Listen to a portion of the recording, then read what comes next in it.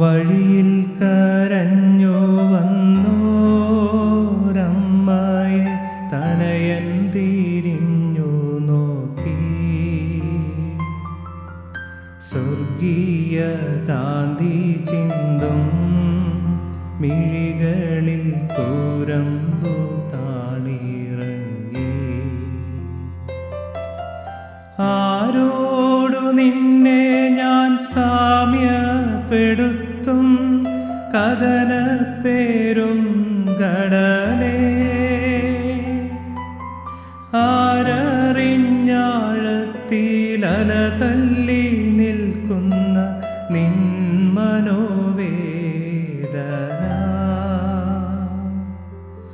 നിൻ കണ്ണുനീരാൽ കഴുകേണമെന്നിൽ പതിയൊന്ന മാലിന്യമെല്ലാം. നാലാം സ്ഥലം. ഈശോ വഴിയിൽ വെച്ച് തന്റെ മാതാവിനെ കാണുന്നു. ഈശോ മിശിഹായെ, ഞങ്ങൾ അങ്ങയെ കുമ്പിട്ട് ആരാധിക്കുന്നു. എന്തുകൊണ്ടെന്നാൽ വിശുദ്ധ പുരുഷനാൽ അങ്ങ് ലോകത്തെ വീണ്ടും രക്ഷിച്ചു. കുരിശുയാത്ര മുന്നോട്ട് നീങ്ങുന്നു. ഇടയ്ക്ക് സങ്കടകരമായൊരു കൂടിക്കാഴ്ച. അവിടുത്തെ മാതാവ് ഓടിയെത്തുന്നു. അവർ പരസ്പരം നോക്കി. കവിഞ്ഞൊഴുകുന്ന 4 കണ്ണുകൾ, വിങ്ങിപ്പൊട്ടുന്ന 2 ഹൃദയങ്ങൾ. അമ്മയും മകനും സംസാരിക്കുന്നില്ല. മകന്റെ വേദന അമ്മയുടെ ഹൃദയം തകർക്കുന്നു. അമ്മയുടെ വേദന മകന്റെ ദുഃഖം വർദ്ധിപ്പിക്കുന്നു. 40-ാം ദിവസം ഉണ്ണിയെ ദേവാലയത്തിൽ കാഴ്ചവെച്ച സംഭവം മാതാവിൻ്റെ ഓർമ്മയിൽ വന്നു. നിന്റെ ഹൃദയത്തിൽ ഒരു വാൾ കടക്കും എന്ന് പരിശുദ്ധനായ ശിമിയോൻ അന്ന് പ്രവചിച്ചു.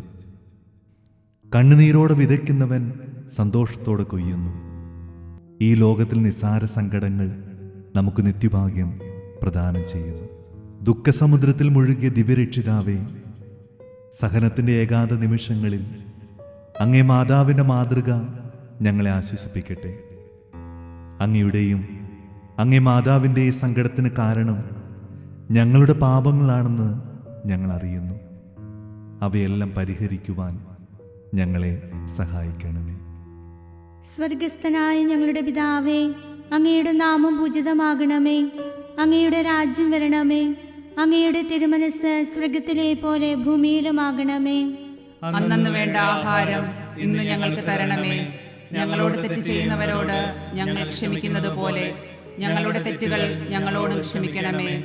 ഞങ്ങളെ പ്രലോഭനത്തിൽ ഉൾപ്പെടുത്തരുതേ, തിന്മയിൽ നിന്ന് ഞങ്ങളെ രക്ഷിക്കണമേ. നന്മ നിറഞ്ഞ മറിയമേ, സ്വസ്തി, കർത്താവ് അങ്ങയോടുകൂടെ സ്ത്രീകൾ അങ്ങ് അനുഗ്രഹിക്കപ്പെട്ടവളാകുന്നു. അങ്ങയുടെ ഉദരത്തിൻ ഫലമായി ഈശോ അനുഗ്രഹിക്കപ്പെട്ടവനാകുന്നു. പരിശുദ്ധ മറിയമേ, തമ്പുരാന്റെ അമ്മേ, പാപികളായ ഞങ്ങൾക്ക് വേണ്ടി ഇപ്പോഴും ഞങ്ങളുടെ മരണസമയത്തും തമ്പുരാനോട് അപേക്ഷിക്കണമേ. കർത്താവെ അനുഗ്രഹിക്കണമേ. പരിശുദ്ധ ദൈവമാതാവേ, ക്രൂശിതനായ കർത്താവിന്റെ തിരുമുറിവുകൾ എന്റെ ഹൃദയത്തിൽ പതിപ്പിച്ചുറപ്പിക്കണമേ.